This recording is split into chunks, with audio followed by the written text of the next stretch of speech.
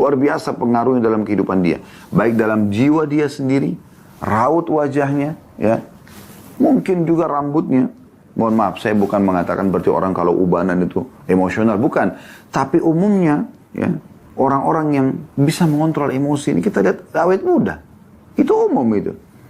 Anda temukan ada orang yang 40 tahun, 50 tahun, 60 tahun masih kelihatan muda, sehat. Ini pasti ada unsur bisa mengontrol emosi. Tapi Anda temukan ada orang 30 tahun, 35 tahun, 40 tahun sudah tua sekali kelihatan, emosional sekali. Makanya Anda jangan agak remeh tentang tema dan kalimat isti'adah dalam menghilangkan marah tadi. Karena memang luar biasa pengaruhnya dalam kehidupan. Gabungan semua akhlak yang baik ada pada meninggalkan emosi ini.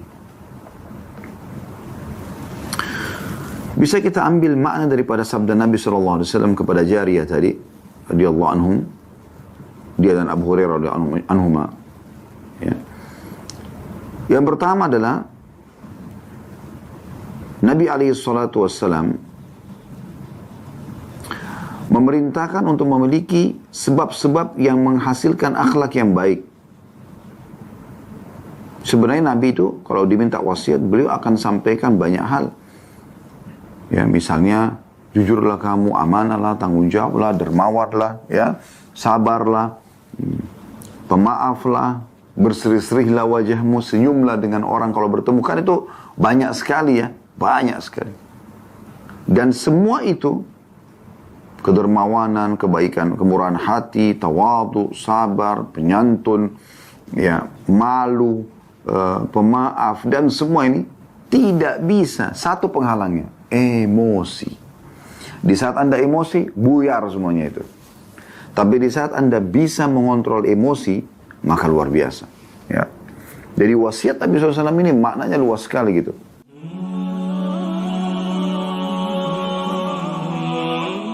Dan kita akan membahas insya Allah pada kesempatan ini bab ke-82, yaitu doa ketika marah. Di sini Syekh Sa'ad rahimahullah, beliau cuma mengangkat sebuah hadis, yaitu hadis yang diriwayatkan oleh Bukhari di jilid 7 halaman 99, serta juga hadis riwayat Muslim jilid 4 halaman 2015, yang berbunyi, A'udzubillahi minasyaitonir rajim. Aku berlindung kepada Allah dari syaitan yang terkutuk. Mungkin ada di antara Anda, karena ini cuma sebuah doa di sini atau sebuah kalimat lafaz isti'adzah, mungkin ada di antara Anda yang berkata, cuman itu Ustaz. Seakan-akan menganggap remeh atau menganggap apakah memang a'udzubillahi minasyaitonir rajim ini sebegitu dahsyatnya sampai pada saat orang lagi emosi meluap-luap maka dia bisa hilang? Jawabannya iya.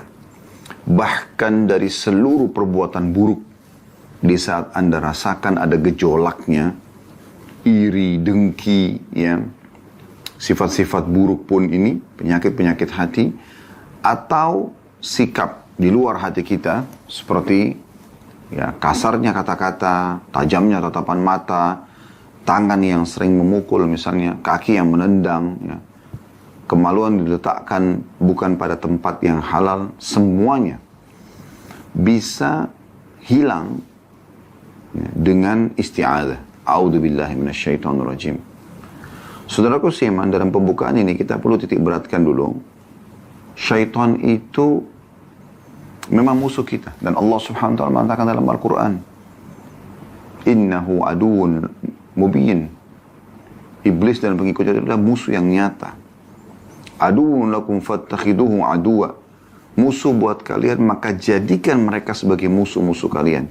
Musuh berarti jangan berteman, jangan mendekat, jangan ya, negosiasi, jangan segala-galanya. Kalau musuh. Kecuali dalam keadaan darurat, kalau memang perang, peperangan terjadi ada negosiasi, tapi umumnya bukan negosiasi. Kalau musuh ya, jelas musuh. Kalau ada orang yang mau damai, tidak dianggap musuh. Tapi orang yang keluar untuk memerangi Anda, jelas itu adalah musuh yang sifatnya harus dilawan. Tidak bisa tidak gitu. Dan kalau Anda lawan, maka Anda akan menang. Dalam Islam, kita tidak boleh mencaci maki sembarangan. Nabi SAW melarang kita mencaci maki apapun. Termasuk, ya, jangan kalau terjadi sesuatu lalu kita salahkan syaitan. Pernah ada seorang sahabat, dia naik unta, kemudian kaki untanya tersentuh batu. Ya, kalau kita mungkin manusia keseleo, lalu dia melaknat, ya, unta tersebut dan melaknat, ya, syaitan atau marah-marah sama syaitan. Dianggap ini adalah perbuatan syaitan. Maka Nabi SAW mengatakan, jangan kalian mencaci maki, ya, syaitan itu, karena kalau kalian bilang itu akan, ya, membuatnya besar, bahkan seperti besarnya sebuah bangunan. Tapi beristi'adzalah, mintalah perlindungan kepada Allah Subhanahu wa taala, karena Allah lebih tahu sebagai penciptanya bagaimana menghadapi syaitan itu.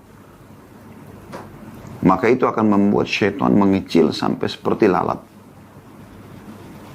Jadi apapun yang kita merasa terganggu dari keinginan melakukan pelanggaran-pelanggaran agama, durhaka kepada sang pencipta Allah Subhanahu wa taala, maka dari syaitan, dan kita berlindung kepada Allah dari dia. Dan ini jangan dianggap kita tidak sedang menyerang dia, tapi sebaliknya kita sedang menyerang dia, tapi dengan cara yang sang pencipta ajarkan. A'udzu billahi minasyaitonir rajim artinya aku berlindung kepada Allah dari syaitan ar-rajim. Kalau di Indonesia terjemahkan terkutuk, ya. Bisa juga bermakna ar-rajim dari kata-kata rajam, ya, yang Allah mengatakan dalam surah Al-Mulk, wa ja'alnaha rujuman lisyayatin, dan kami jadikan bintang-bintang itu sebagai rujum, ya, alat untuk memanah dan membakar syaitan-syaitan tersebut. Jadi Allah Subhanahu wa taala kalau kita mengatakan a'udzu minasyaitonir rajim akan menghukum syaitan-syaitan yang sedang mengganggu kita itu. Dan ini kalau kita yakin dalam hati, maka akan sangat bermanfaat buat kita. Saudaraku sipan, kita bicara tentang masalah emosi ataupun marah. Bagaimana Islam memandang masalah marah ini, ya. Marah itu kalau bukan karena Allah Subhanahu wa taala, ya. Maksudnya karena Allah Subhanahu wa taala, misalnya ada agama Allah dilanggar, Allah dihina, Al-Quran dihina, Nabi Muhammad SAW dihina, lalu Anda marah, ini tepat sasaran.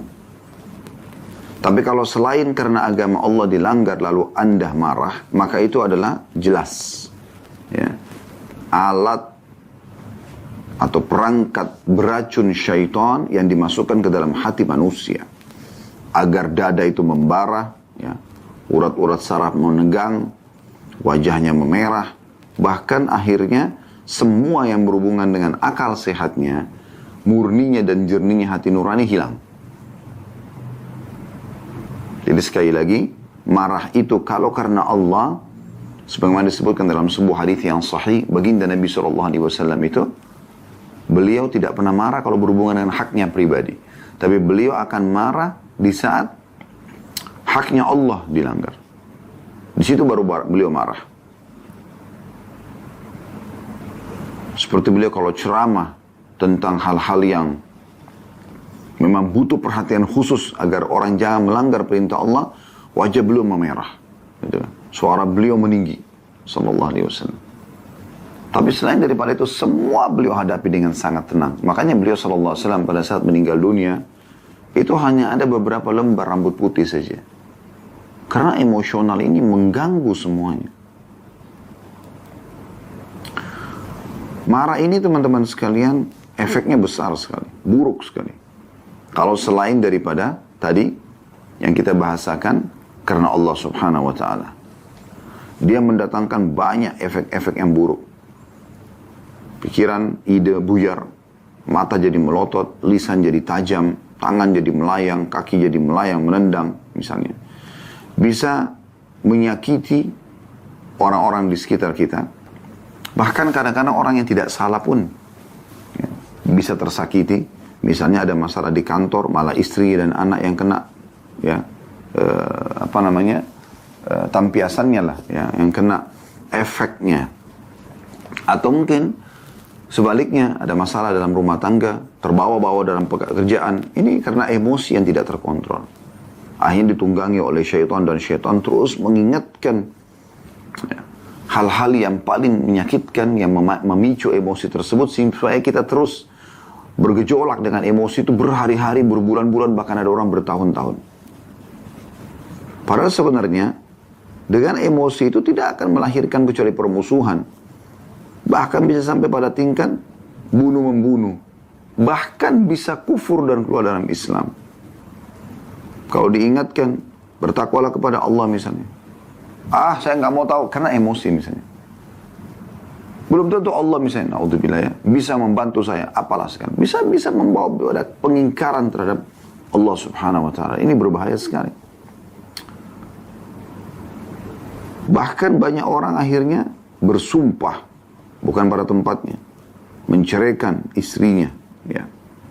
Al-Hafidh Ibnu Hajar al-Asqalani rahimahullah berkata, adapun hakikat marah tidaklah dilarang karena merupakan perkara tabiat yang tidak bisa hilang dari perilaku kebiasaan manusia.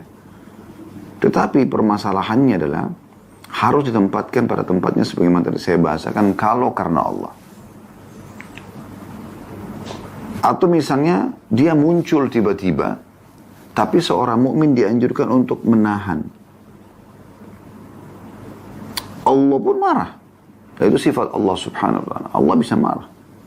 Sebagaimana Allah subhanahu wa ta'ala sebutkan dalam surah Al-Fatih, surah nomor 48 ayat 6. Tentang Allah marah pada orang-orang kafir, orang-orang musyrik, ya, orang-orang munafik. Anda bisa buka surah Fatih, surah nomor 48 ayat 6. A'udzubillahi minasyaitonir rajim.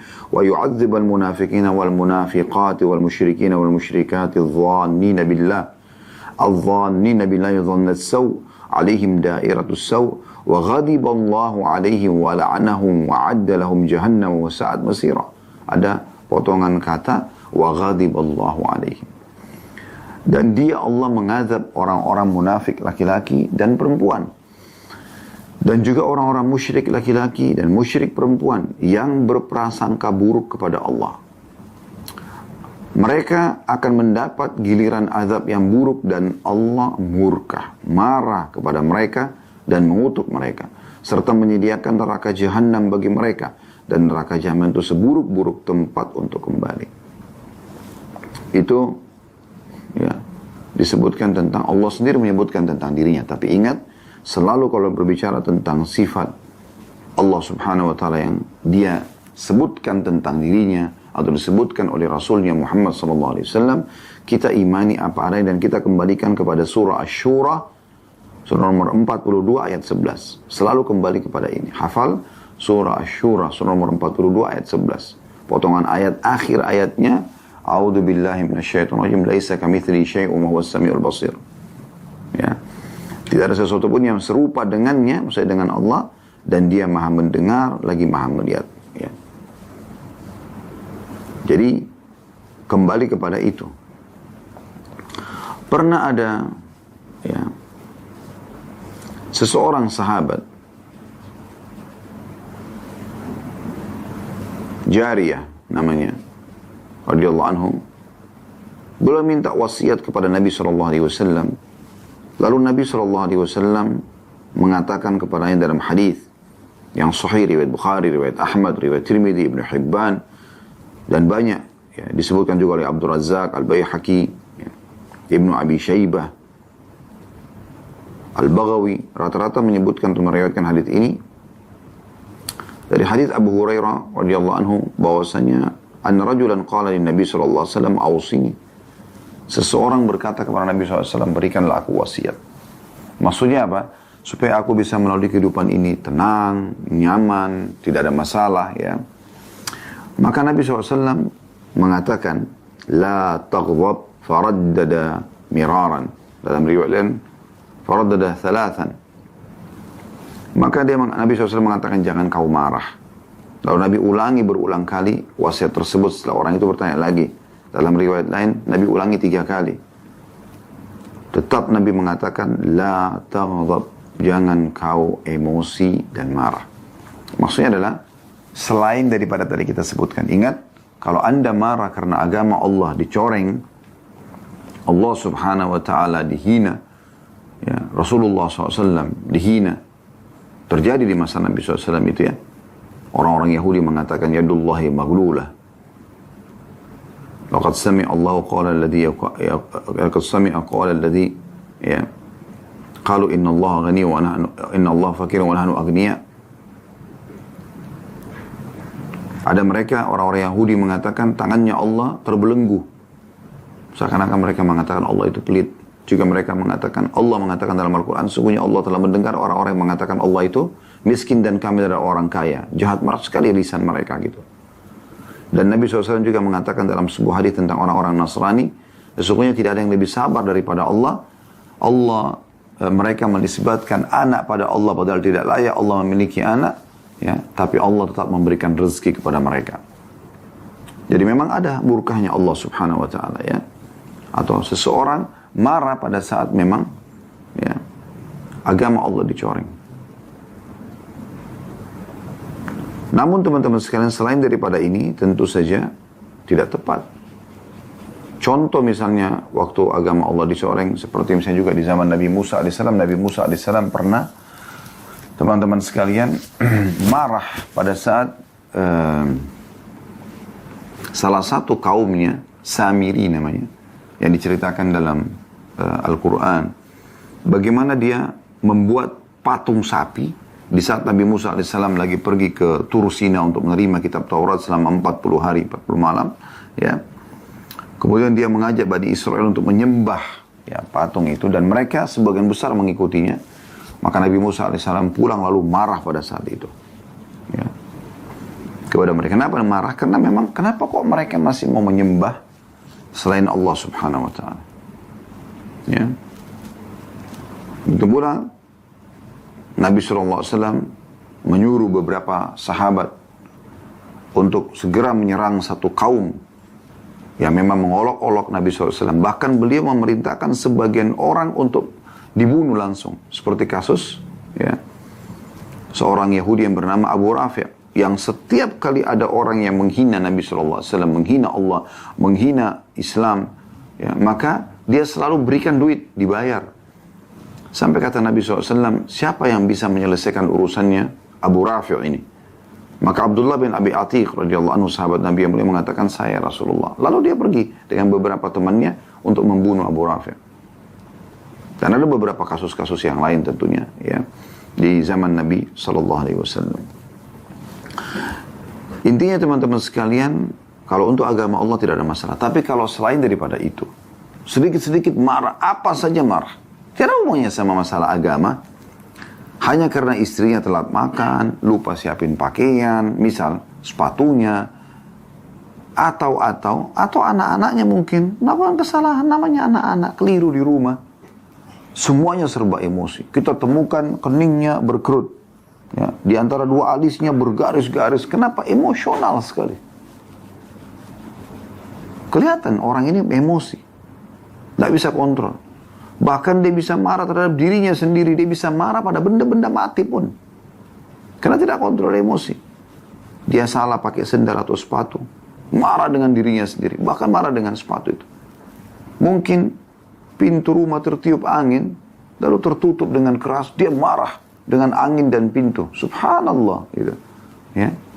Ini kenapa? Karena membuka pintu-pintu emosi yang hampir setiap saat. Dan orang tidak akan nyaman di sebelah orang yang marah ini, atau emosional. Ja'far bin Muhammad rahimahullah mengatakan, marah adalah pintu segala kejelekan. Kalau sudah emosional ini, udah, mukanya jadi jelek, walaupun tampan dan cantik, ya, jadi jelek sekali. Kelihatan orang emosional itu. Tidak ada senyumnya, tidak ada ramahnya. Kalaupun dia coba untuk ramah, kayak terlihat kayak dipaksa. Nggak ada manfaat. Jauh dari akhlak yang mulia. Dan orang akan menjauh. Istri anaknya pun akan menjauh. Karena emosional. Ya. Dikatakan kepada Abdullah bin Mubarak rahimahullah, kumpulkan untuk kami akhlak yang baik dalam satu kata. Coba semua akhlak yang baik ini dalam satu kata, bisa nggak? Maka kata beliau, meninggalkan amarah, meninggalkan emosi. Itu gabungan semua akhlak yang baik. Begitu mereka memahaminya. Demikian pula Imam Ahmad rahimahullah dan Ishaq rahimahullah menafsirkan bahwa akhlak yang baik adalah meninggalkan amarah.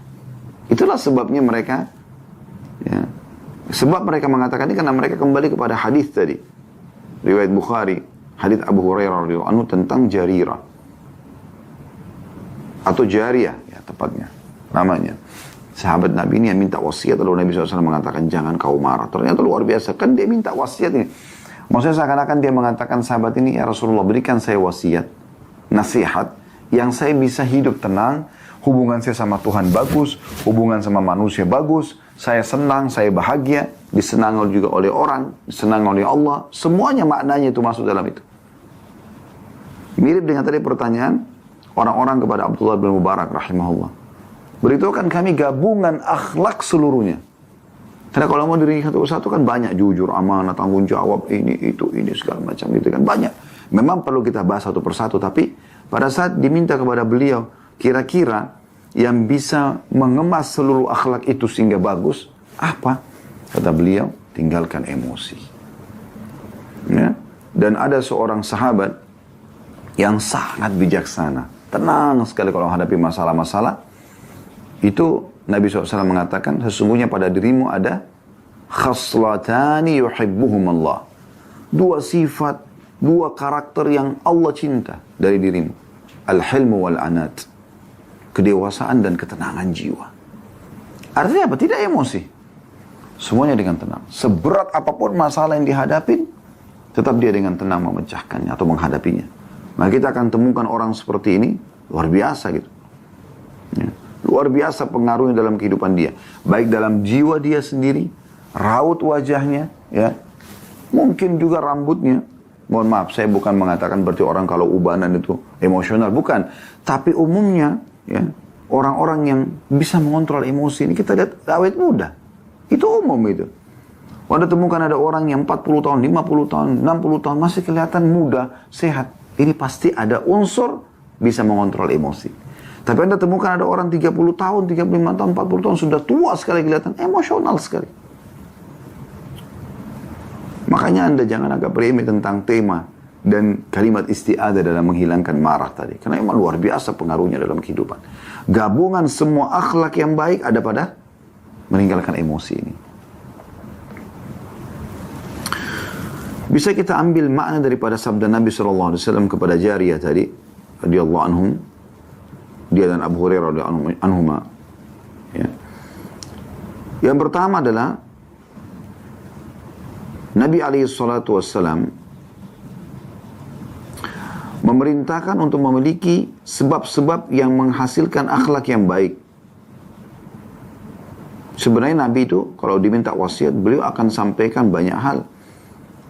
Ya, misalnya jujurlah kamu, amanahlah, tanggung jawablah, dermawanlah, ya, sabarlah, pemaaflah, berseri-serihlah wajahmu, senyumlah dengan orang kalau bertemu. Kan itu banyak sekali ya, banyak sekali.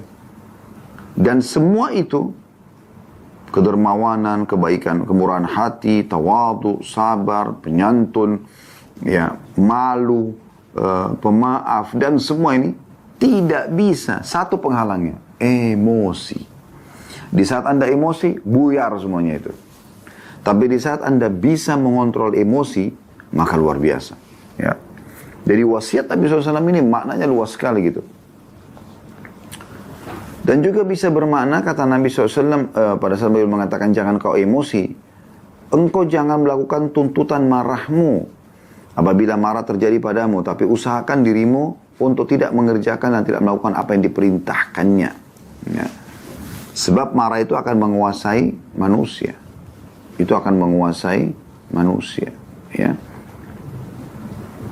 Dan Allah Subhanahu wa taala, coba Anda buka, ini penting dilihat ya, surah Asy-Syura. Surah nomor 42 ayat 37. Surah nomor 42 ayat 37. Coba lihat ini teman-teman sekalian. Potongan ayatnya kata Allah Subhanahu wa taala, wa idza ma ghadibu hum yaghfirun. Dan salah satu sifat hamba-hamba Allah yang Allah puji adalah pada saat mereka marah, segera mereka memberi maaf. Coba bayangkan. Tidak Allah bilang, mereka lampiaskan. Allah tidak mengatakan, hai hamba-hambaku, kalau kalian marah, lampiaskanlah. Kan biasa ada orang biasa bahasakan begitu ya. Kalau marah udah lampiaskan. Teriak-teriak aja. Misalnya, na'udzubillah. Ya. Subhanallah, orang, kalau lagi dua orang kita temukan bertengkar. Misal, kita tidak tahu, lagi pinggir jalan ada orang ribut, ngobrol berdua. Kalau kita temukan yang satu tenang, yang satu emosional, walaupun sebenarnya yang salah ini yang tenang. Mungkin karena dia salah, dia diam aja dimarahin misalnya. Pada saat kita lewat, spontanitas yang terjadi apa? Kira-kira siapa yang kita anggap baik dan siapa yang kita anggap buruk? Spontanitas saja. Orang kan pasti menganggap yang diam itu baik, dan yang emosionalnya pasti tidak baik. Padahal sebenarnya mungkin dia benar. Di saat misalnya, contoh yang lain, orang tua, dia marah dengan anaknya. Dengan jalan tempat di halayak umum misalnya. Padahal sebenarnya orang tuanya mungkin benar, mungkin anaknya buat salah. Tapi di saat dia bilang, kamu itu begini, ibu gak suka, ayah gak suka, misal contoh. Kira-kira penilaian orang pada saat itu, apakah membenarkan ayah dan ibunya? Spontannya kita bicara, enggak. Gak bakal mungkin. Pasti orang akan menilai itu buruk perbuatannya. Padahal sebenarnya orang tuanya mungkin benar. Di saat atasan marah-marah sama bawahannya, mungkin dia benar. Anda punya perusahaan mungkin ya. Teman-teman di Japnas mungkin tidak asing dengan ini. Punya perusahaan. Tapi di saat ada pegawai Anda marah-marah dengan pegawai Anda. Maka yang terjadi apa? Yang lain pegawai akan menilai buruk Anda. Walaupun Anda benar. Akhirnya orang menilai, oh benar sih atasan saya, tapi emosional ya. Nah, pasti menjadi kayak gitu. Ya kan? Sekarang, lalu Anda mengatakan, lalu bagaimana menghadapi Ustaz? Kalau anak sedang buat salah, orang lain buat salah, ya. Tadi saya kasih contoh di pinggir jalan, misalnya ada orang utang tidak bayar lah atau apa. Atau pegawai lagi buat salah, apa yang harus kami lakukan? Contoh ya apa yang disebutkan dalam hadis Bukhari. Pada saat ada orang-orang Yahudi lewat di hadapan Nabi SAW, apa yang mereka bilang? Sengaja loh ya, di halayak umum, di jalan raya ini.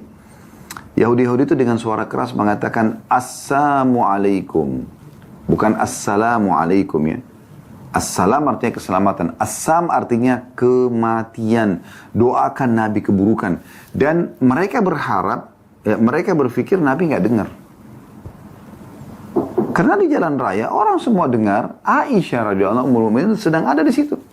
Lalu kata Aisyah, Assamu wal la'natu alaikum. Semoga kematian dan laknat untuk kalian. Aisyah marah. Bagaimana bisa orang ini, orang-orang Yahudi ini memancing atau mengucapkan doa buruk untuk Nabi SAW? Coba lihat. Sekarang yang dituju oleh orang Yahudi siapa? Nabi SAW. Apa yang Nabi lakukan? Nabi itu tuh Nabi. Raja. Dan semua Nabi-Nabi teman-teman sekalian Allah berikan kekuatan fisik 10 laki-laki. Bisa melawan sendirian, bisa mengalahkan orang-orang ini. Gitu ya. Tapi apakah Nabi SAW melakukan itu? Tidak. Nabi SAW justru mengingatkan Aisyah, mengatakan, tenang hai Aisyah. Aisyah langsung mengatakan, ya Rasulullah, tidakkah Anda dengar apa yang mereka ucapkan? Waktu itu Nabi SAW kebetulan jawab, wa'alaikum. Dengan sangat tenang. Artinya apa? Untuk kalian juga.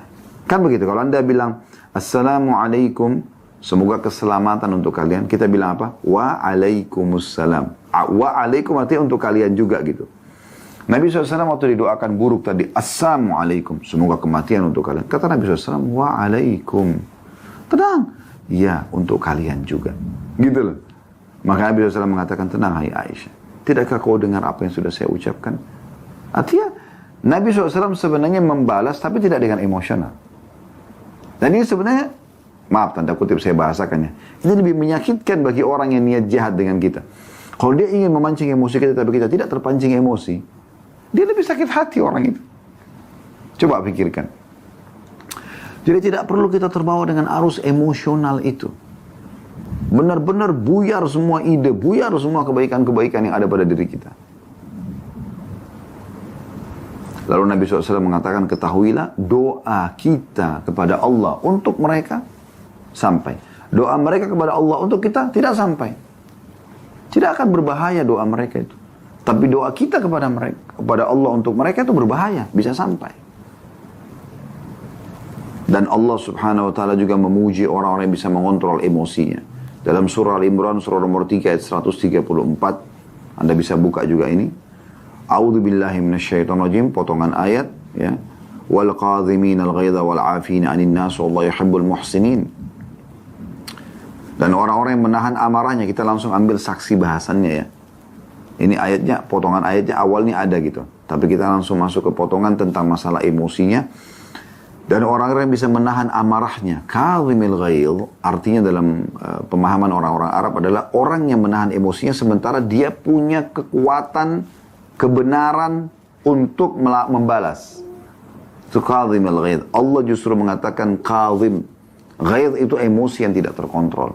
Emosi yang memiliki power, ya, kekuatan untuk membalas gitu. Ya.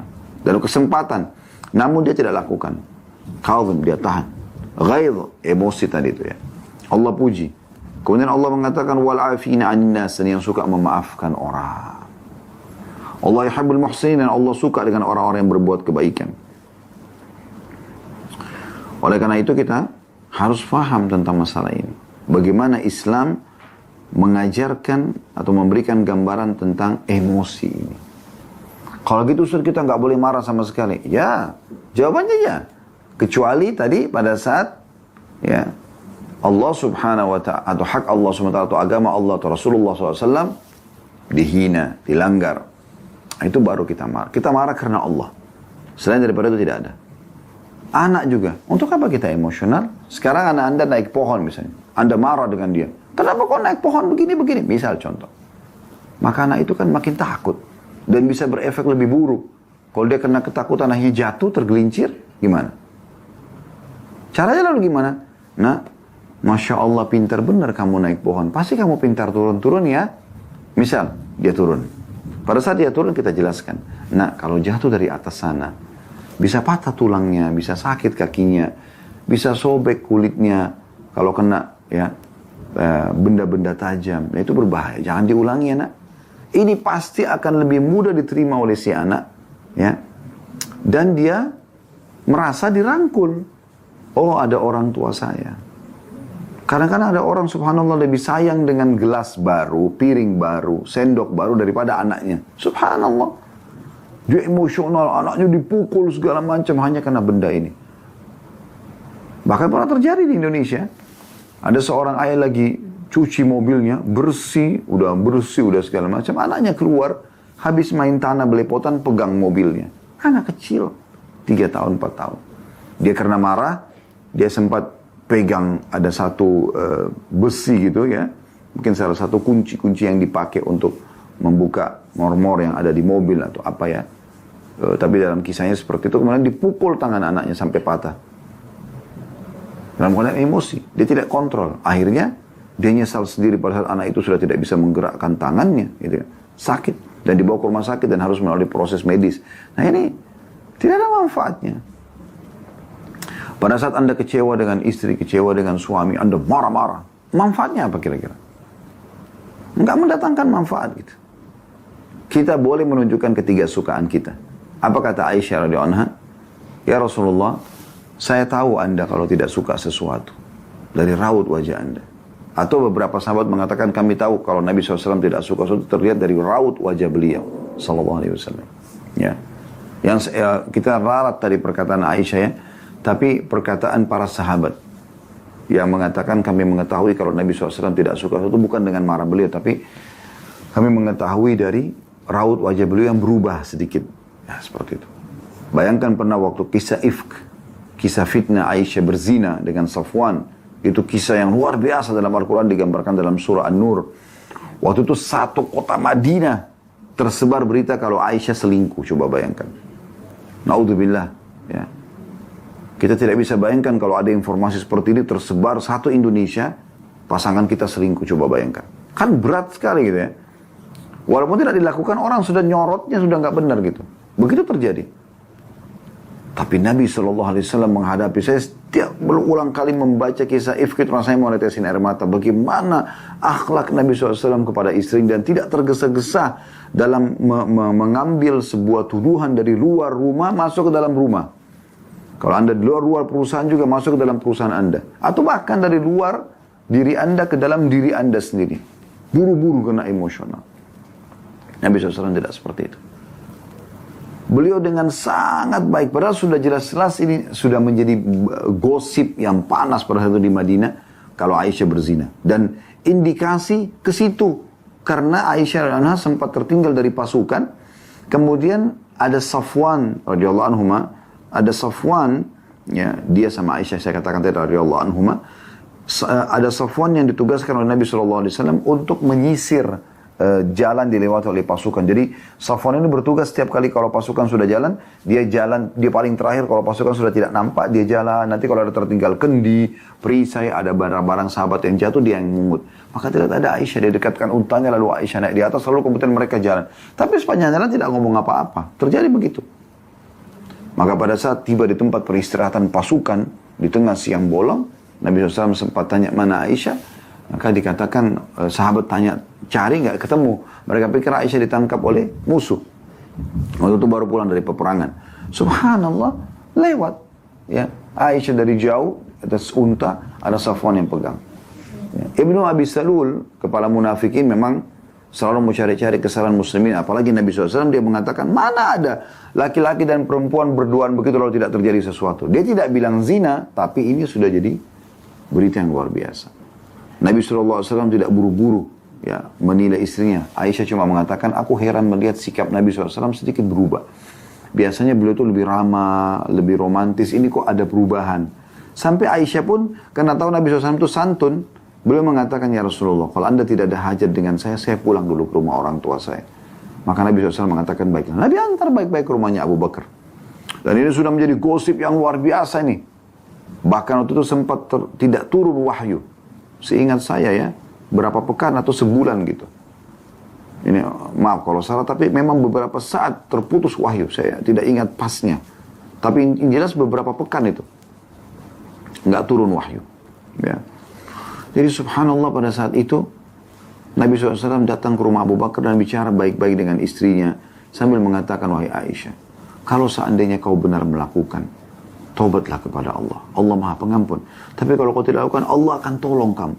Masih bisa bicara begitu, coba bayangkan. Nah, kalau anda mendapatkan gosip tentang istri anda selingkuh, suami anda selingkuh, bagaimana kira-kira kalau anda tidak bisa kontrol emosi? Karena bisa saja kita salah. Sama juga dengan berita-berita ini teman-teman. Ini penting yang tersebar secara nasional. Loh, buru-buru kita menghakiminya. Akhirnya terjadi dua kubu, bahkan kadang-kadang ada suami istri. Ya, dalam pilpres, dalam pilkada, dalam segala macam. Jadi dua kubu mereka pun ribut. Kenapa harus seperti ini? Kenapa harus sampai seperti itu? Bahkan kadang-kadang emosional. Mungkin tidak berhubungan biologis gara-gara kasus di luar rumah mereka. Apa hubungannya gitu? Ya semoga Allah SWT menyelamatkan kita. Saya bukan sedang menyinggung pilpres dan pilkada. Jangan lagi dipelintir potongan ceramah ini gitu. Secara umum ada orang begitu kan. Karena tidak bisa, intinya kembali kepada mengontrol emosinya. Baik teman-teman sekalian, kita akan coba kembali membedah tentang masalah marah ini dan kita coba ya melihat bagaimana tuntunan Nabi SAW pada saat seseorang itu sedang terpancing emosinya. Yang pertama sekali apa yang ditulis tadi oleh Syekh Sa'ad di bab ke-82 kita membaca isti'adzah. A'udzu billahi minasyaitonir rajim sebagaimana tadi hadis riwayat Bukhari dan Muslim. Dan sudah kita jelaskan tadi di awal pertemuan tentang masalah ya, makna daripada isti'adzah ini. Juga disebutkan bahwasanya pernah dari hadis Sulaiman ibn Surat radhiyallahu anhu, beliau mengatakan artinya kurang lebih kami pernah duduk di sisi Nabi SAW. Tiba-tiba ada dua orang saling mencaci di masjid itu. Seseorang dari keduanya mencaci temannya sampai wajahnya memerah. Dan urat lehernya menegang. Maka Nabi SAW mengatakan, sungguh aku mengetahui satu kalimat. Kalau orang ini ucapkan, maka akan hilang amarah itu dari dia. Yaitu, seandainya dia mengucapkan a'udzubillahi minasyaitonir rajim. Maka para sahabat mengatakan, tidakkah engkau mendengar apa yang Nabi SAW ucapkan, disampaikan ke sahabat itu. Tapi saking emosinya, dia sempat mengatakan, aku bukan orang gila.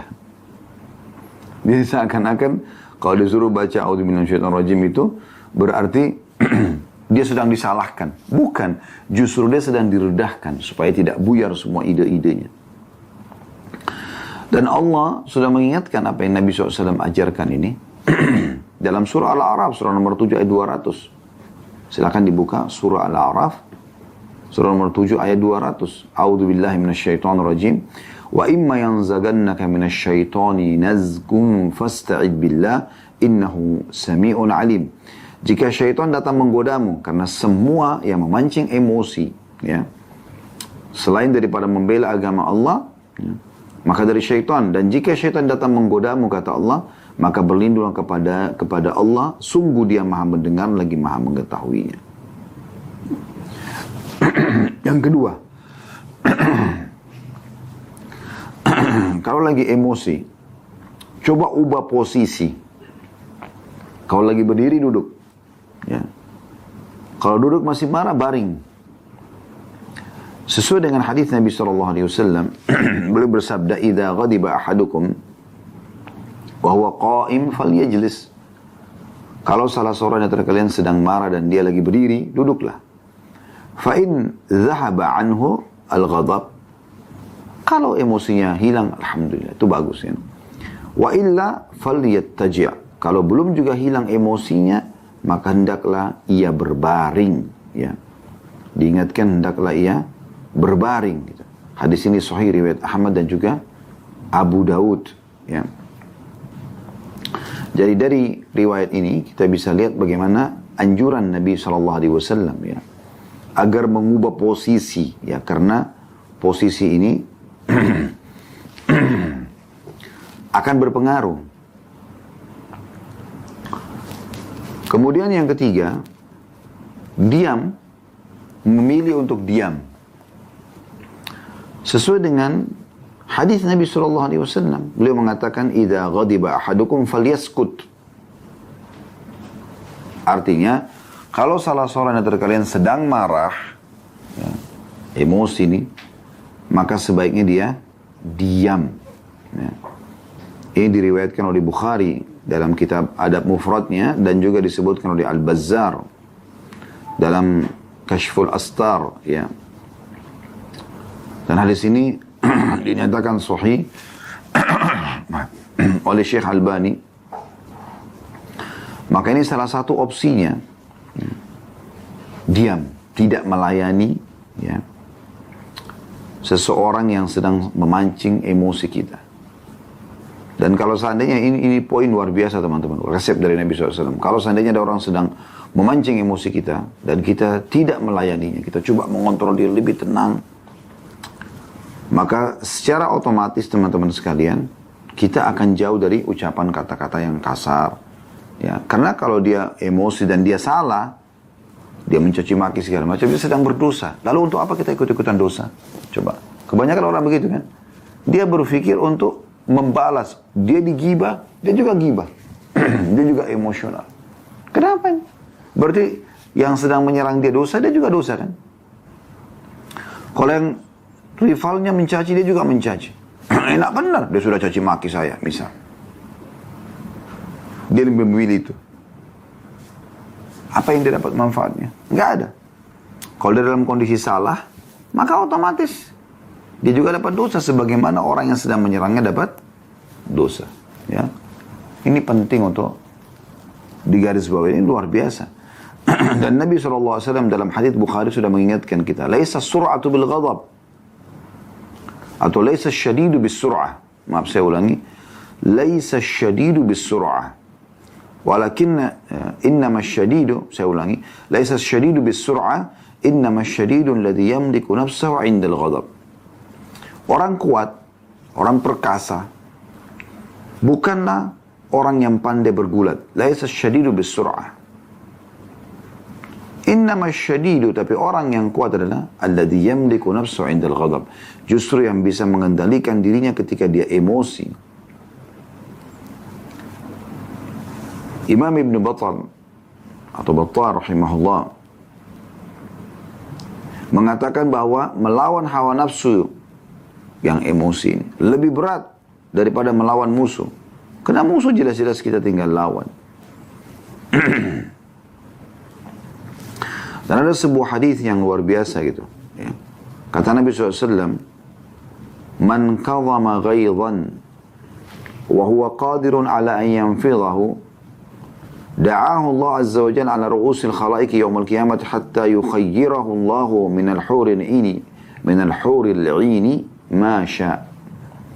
Barang siapa yang bisa menahan emosinya padahal ia mampu melakukannya, pada hari kiamat nanti Allah akan memanggilnya di hadapan seluruh makhluk. Kemudian Allah akan menyuruhnya memilih bidadari yang dia sukai. Ya. Hadis ini hasan diriwayatkan Ahmad, Abu Dawud, Tirmidzi, Ibnu Majah dari sahabat yang mulia Mu'adz bin Anas, ya, radhiyallahu anhu. Maka ini perlu digarisbawahi bahwasanya ada hadiah lagi dari Allah Subhanahu wa taala pada hari kiamat nanti. Demikian pula sabda Nabi sallallahu alaihi wasallam kepada sahabat-sahabat Nabi atau sahabat beliau, "La taghdab walakal jannah." Hadis yang masyhur. Ya. Jangan kamu emosional maka kamu akan mendapatkan surga. Hadis ini sahih diriwayatkan Tabarani dan Mu'jam al-Awsat, ya. Dan juga disebutkan oleh Al-Mundhiri dalam Targhib wa Tarhib dan disahihkan oleh Syekh Albani dalam Sahih At-Targhib wa Tarhib. Jangan kau emosi, kau akan masuk surga. Lihat, ringkas, padat. Ini makna, mungkin karena dalil ini yang menyebabkan kenapa Abdullah bin Mubarak rahimahullah tadi sudah kita jelaskan, mengatakan pada saat ditanya, beritahukan kepada kami tentang ya, kumpulkan kami semua atau semua akhlak baik dalam satu kata. Beliau mengatakan jangan kamu emosi atau kendalikan emosimu. Ini luar biasa gitu. Dan banyak sekali contoh-contoh dari Nabi SAW seperti misalnya pada saat beliau disakitin, ya. Mungkin ada mengatakan kan Nabi mungkin tidak disakitin Nabi SAW. Banyak sekali sudah kita jelaskan tentang kisah gosip tentang istrinya berzina padahal sebenarnya tidak misalnya, ya. Itu jelas-jelas menyakitkan teman-teman. Bayangkan kalau terjadi pada kita, ini bukan hal yang gampang gitu. Tapi beliau sabar menghadapinya gitu kan. Bagaimana Rasulullah SAW juga disakiti dalam banyak hal. Orang-orang munafik selalu mengatakan Muhammad ini menipu kami, Muhammad ini begitu dan begitu dengan kasar sekali. Waktu Nabi SAW ajak peperangan, untuk apa bagi perang, ini kan panas gini gitu dan segala macam. Bukan munafikin. Sahabat-sahabat yang berinfak disalahkan. Maka beliau kadang-kadang juga manusia.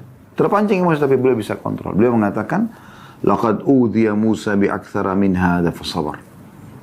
Sungguh Musa telah diganggu lebih daripada ini. Tapi tetap saja dia bersabar. Dan di antara doa yang masyhur yang Nabi SAW baca dan ini dianjurkan kita baca sebelum salam. Ya, sudah kita pelajari sebenarnya di buku doa kita ini, ya. Ada di buku doa ini, ya. Kita sudah bedah doa sebelum salam, ya, doa sebelum salam. Yang kita pelajari di antara potongannya, wa as'aluka kalimatal haqqi fil ghadabi war ridha. Aku mohon kepadamu ya Allah perkataan yang benar pada saat marah ataupun ya pada saat lagi ridho atau tidak marah. Jadi supaya kita selalu tertuntun dengan ya panduan dari Allah Subhanahu wa taala. Dalam sebuah riwayat Jabir radhiyallahu anhu berkata, kami pernah berjalan bersama Nabi SAW pada satu peperangan dan ada seorang laki-laki berada di atas untanya. Unta orang Ansar itu berjalan lambat, kemudian orang Ansar itu mengatakan, berjalanlah semoga Allah melaknatmu, melaknat untanya. Marah dia, karena untanya lambat. Kadang-kadang mungkin kalau kita sekarang mobil, motor, apa sih mobil ini motor, emosional, kok gini, kok begitu dan segala macam. Rasulullah SAW bersabda kepada orang itu, turunlah engkau dari unta tersebut. Jangan engkau menyertai kami dengan sesuatu yang telah engkau laknat atau telah dilaknat. Doakan keburukan. Kalian jangan mendoakan kejelekan bagi diri kalian, kata Nabi SAW. Jangan juga mendoakan kejelekan bagi anak-anak kalian. Saya dia mengatakan dari dirinya di kaca, kok saya jelek ya? Kok begini ya? Kok begini alis saya? Kok begini kuping saya? Kok begini bibir saya? Padahal bukan milik dia. Ada penciptanya. Dia tinggal menikmati sebagai fasilitas kok. Atau buat anak-anak, kamu ini nakal sekali, kamu ini jelek sekali, kamu ini gendut sekali. Kenapa diucapkan ini? Kenapa nggak kasih solusi aja? Ya. Kenapa harus kita ucapkan ini? Kata Nabi SAW, kalian jangan mendoakan kejelekan juga bagi harta kalian. Menjelek-jelekan rumahnya, pakaiannya, jam tangannya, dompetnya, apalah motornya semua. Ini Nabi SAW ingatkan, jangan jelekkan diri kalian. Jangan doakan keburukan anak-anak kalian, harta kalian. Tidakkah kalian berada di satu waktu, khawatirnya kalian pas lagi ucapkan, dan waktu tersebut pas doa lagi diijabah. Kecuali Allah akan kabulkan untuk kalian. Nah, ini bahaya, dan ini sering ditunggangi oleh syaitan ya. Karena di saat orang emosi kan bisa dipancing untuk mengucapkan sembarangan kata-kata gitu. Dan seseorang ulama salaf mengatakan orang yang marah jika penyebab marahnya adalah sesuatu yang diperbolehkan, ya. Misalnya karena pelanggaran agama, karena agama Allah dicoreng tadi nggak ada masalah. Dia tidak dicela karenanya. Tapi kalau dia melakukannya, ya, justru hanya karena menunjukkan kehebatannya kalau dia emosional, ya, atau supaya orang takut dengannya, atau, maka semua itu adalah hal yang buruk. Juga Mujahid meriwayatkan sebuah riwayat dari Ibnu Abbas radhiyallahu anhu bahwa seorang laki-laki datang kepada Ibnu Abbas lalu berkata, aku baru menceraikan istriku dengan tolak 3 ketika aku marah. Maka Ibnu Abbas berkata, sesungguhnya Ibnu Abbas tidak bisa menghalalkan untukmu apa yang telah Allah haramkan atasmu. Engkau telah mendurhakai kepada Rabbmu atau berdurhaka pada Rabbmu, dan engkau mengharamkan istrimu atas dirimu sendiri. Walaupun pendapat ulama tidak jatuh tolak 3 itu. Tapi di sini maksudnya, engkau karena emosional akhirnya terjadi lain. Kenapa? Karena emosi. Coba kalau lagi emosi tenangkan diri. Jangan terbawa arus. Ubah posisi tadi. Baca A'udzubillahi minasyaitonir rajim. Ubah posisi lagi berdiri duduk. Lagi duduk baring. Ada riwayat lain juga sebenarnya, ya, yang belum kami sebutkan, itu berudu. Ya, Nabi SAW dalam beberapa riwayat yang lain menganjurkan untuk berudu gitu. Ya.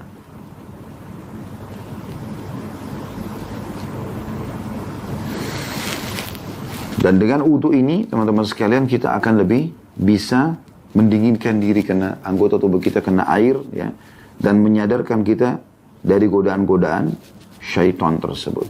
Baik teman-teman sekalian, ini bahasan kita, semoga bisa diambil manfaat dan semoga Allah ikhlaskan niat kita, dan semoga Allah SWT menyatukan kita semua di surga firdausnya tanpa hisab, dimana disatukan dalam majelis ilmu yang mulia ini. Kalau ada benar dari Allah, kalau ada salah dari saya mohon dimaafkan. Subhanakallahumma bihamdika asyhadu an la ilaha illa anta astaghfiruka wa atubu ilaik. Wassalamualaikum warahmatullahi wabarakatuh.